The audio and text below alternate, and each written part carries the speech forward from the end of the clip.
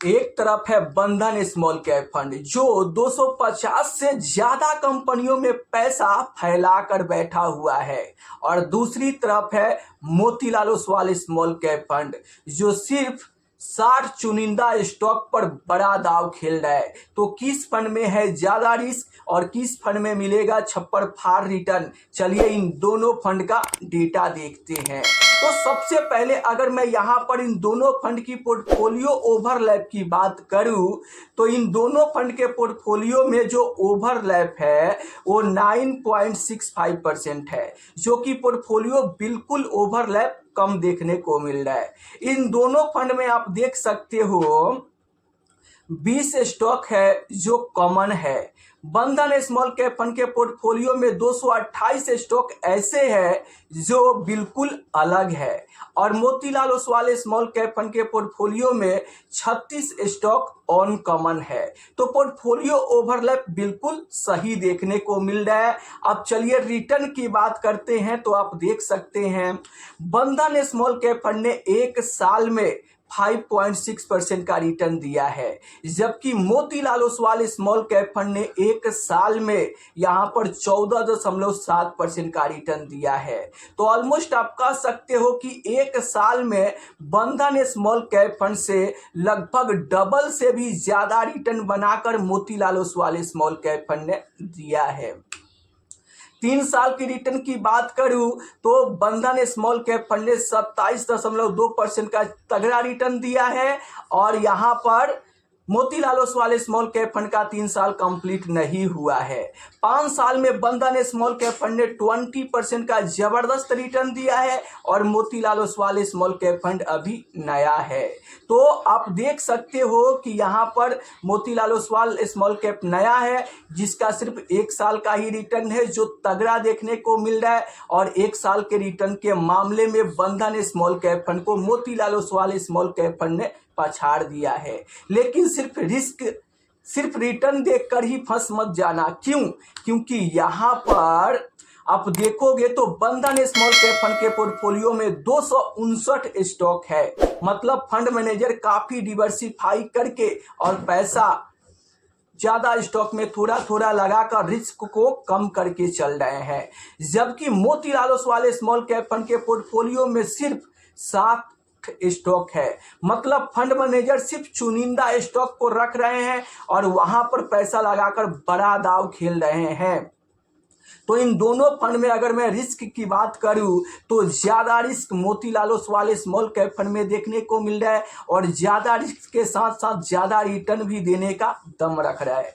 और यहां पर बंधन स्मॉल कैप फंड में रिस्क थोड़ा कम देखने को मिल रहा है मोतीलाल के अपेक्षा, और यहां पर डिवर्सिफिकेशन आपको ज्यादा देखने को मिल रहा है। तो अगर आप वैसे इन्वेस्टर हो ज्यादा रिस्क लेकर ज्यादा रिटर्न बनाना चाहते हैं तो आप Motilal Oswal small cap fund के साथ जाइए, क्योंकि यहां पर नेक्स्ट बुल रन में बड़ा छलांग लगाने का यहां पर ये फंड लगा सकता है। क्योंकि पोर्टफोलियो में सिर्फ चुनिंदा स्टॉक रखा गया है, जिसके चलते अगर अगला बुल रन आता है तो ये स्मॉल कैप फंड बड़ा छलांग लगाने का दम रखता है। लेकिन ठीक अगर गिरावट होगा तो ऐसे फंड में तेज गिरावट देखने को भी मिल सकता है। क्योंकि स्टॉक की संख्या कम है। अगर 60 स्टॉक में से 10 स्टॉक की भी पिटाई होता है तो गिरावट आपको तेज देखने को मिल रहा है। तो फाइनली आपको क्या करना चाहिए, अगर आप ज्यादा रिस्क लेकर ज्यादा रिटर्न बनाना चाहते हैं तो आप Motilal Oswal small cap fund के साथ जा सकते हैं। आप चाहते हैं कि थोड़ा उससे कम रिस्क लेकर और थोड़ा मीडियम रिटर्न ही मिले तो बंधन स्मॉल कैप फंड में आप जा सकते हैं। वैसे अगर मैं इन दोनों फंड की पोर्टफोलियो ओवरलैप की बात करूं तो काफी कम देखने को मिल रहा है। तो अगर आप चाहो तो इन दोनों फंड को अपने पोर्टफोलियो में रख सकते हो, और मान लो कि सिर्फ 5,000 की एसआईपी करना है तो आप दोनों फंड में 2500 रुपए की एसआईपी कर सकते हैं। अगर आपको 1 लाख रुपए लमसम करना है तो आप दोनों फंड में 50 हजार रुपए लमसम कर सकते हैं। क्योंकि इन दोनों फंड का इन्वेस्टमेंट स्टाइल अलग अलग है और यहाँ पर लंबे समय में ये दोनों फंड बेहतर रिटर्न निकाल कर देने का दम रखता है। वैसे म्यूचुअल फंड में रिटर्न की कोई गारंटी नहीं होता है, तो आप अपने आप से पूछिए कि आप ज़्यादा रिस्क लेकर ज़्यादा रिटर्न बनाना चाहते हैं या फिर आप थोड़ा कम रिस्क के साथ जाना चाहते हैं। ज़्यादा रिस्क के साथ आप Motilal Oswal small cap fund को ले सकते हैं और थोड़ा कम रिस्क के साथ जाना चाहते हैं तो बंधन स्मॉल कैप फंड को आप ले सकते हैं। देखो, दोनों स्मॉल कैप कैटेगरी के फंड है तो रिस्क तो दोनों में है, लेकिन इन दोनों में से ज़्यादा Motilal Oswal small cap fund में रिस्क ज़्यादा है और जहाँ पे ज़्यादा रिस्क होता है वहाँ पर ज़्यादा पैसा बनने की भी संभावना होता है। तो इन दोनों के पोर्टफोलियो में काफ़ी ओवरलैप कम है। दोनों के दोनों फंड ही अपने हिसाब से बेहतर है। आप चाहो तो इन दोनों फंड को अपने पोर्टफोलियो में रखकर और इन्वेस्टमेंट कर सकते हैं। अगर आप सिर्फ एक को ही चुनना चाहते हैं तो आप अपने आप से सवाल कीजिए कि आप ज़्यादा रिस्क के साथ ज़्यादा पैसा बनाना चाहते हैं तो Motilal Oswal small cap fund best हो सकता है, और अगर आप थोड़ा उससे कम रिस्क लेना चाहते हैं तो यहाँ पर बंधन स्मॉल कैप फंड आपके लिए बेस्ट हो सकता है। तो फाइनली आप कमेंट बॉक्स में बताना कि आप इन दोनों में से किसको चुनेंगे।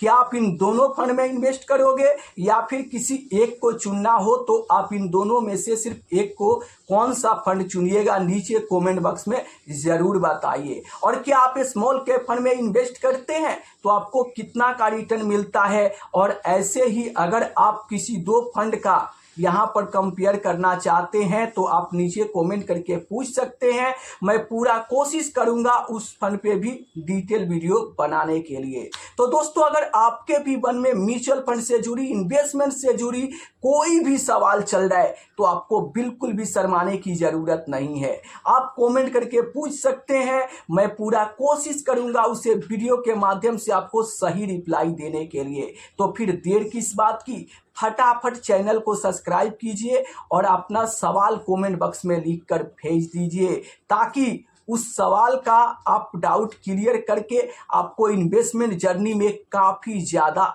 हेल्प मिले। देखो, पिछले 2 साल से स्मॉल कैप फंड में रिटर्न ना मिलने के चलते आगे एक तगड़ा बुलडन आने वाला है, मतलब आगे एक तूफानी तेजी आने वाला है। अब ये तेजी कब आएगा, हो सके कि 6 महीने बाद आए, 1 साल बाद आए, लेकिन एक तेजी आने वाला है और उस तेजी में वैसे फंड ही ज़्यादा छलांग लगाएंगे जो ज़्यादा रिस्की है। जैसे Motilal Oswal small cap fund अगले नेक्स्ट बुल रन में बड़ा छलांग लगा सकता है। क्वांट स्मॉल कैप फंड जो ज़्यादा रिस्की होने के साथ साथ नेक्स्ट बुल रन में बड़ा छलांग लगा सकता है। तो याद रखें कि कोई पेड प्रमोशन नहीं है, ऐसे स्मॉल कैप फंड ज़्यादा रिस्की होते हैं और जब भी गिरावट होता है तो ये फंड ज़्यादा गिरते हैं। तो अगर आप बाजार की उतार चढ़ाव को झेल नहीं पाएंगे, अगर आप कम से कम 10 साल तक इन्वेस्टेड नहीं रह सकते हो तो आपको ऐसे स्मॉल कैप फंड से दूर रहना चाहिए। क्यों? क्योंकि अगर आप लालच में आकर और 1 साल 3 साल के लिए पैसा लगाओगे और यहाँ पर अगर गिरावट होता है तो आपको बड़ा लॉस हो सकता है। इसलिए अगर आप यहाँ पर बाजार की उतार चढ़ाव को झेल सकते हो, कम से कम 10 साल तक इन्वेस्टेड रह सकते हो, तभी आपको स्मॉल कैप फंड में इन्वेस्ट करना चाहिए। क्यों? क्योंकि जब गिरावट होता है ना तो ऐसे ही ये स्मॉल कैप फंड सबसे ज़्यादा गिरते हैं और उस समय आप अपने पोर्टफोलियो को टमाटर जैसा लाल देखकर और टेंशन में आ जाओगे और बेचकर भागोगे, जिससे आपको भारी लॉस हो जाएगा। लेकिन ये स्मार्ट इन्वेस्टर क्या करते हैं, उसी गिरावट को वो लॉस नहीं, गिरावट बराबर अपॉर्चुनिटी समझते हैं और उस गिरते हुए बाजार में एसआईपी के साथ साथ टॉपअप करते हैं, लमसम करते हैं और लंबे समय तक इन्वेस्टेड रहकर वो बड़ा पैसा बनाते हैं। तो आप कमेंट बॉक्स में बताइए कि स्मॉल कैप के गिरावट से डर जाते हैं या फिर स्मॉल कैप की गिरावट में लमसम करते हैं। कमेंट बॉक्स में फटाफट बताइए।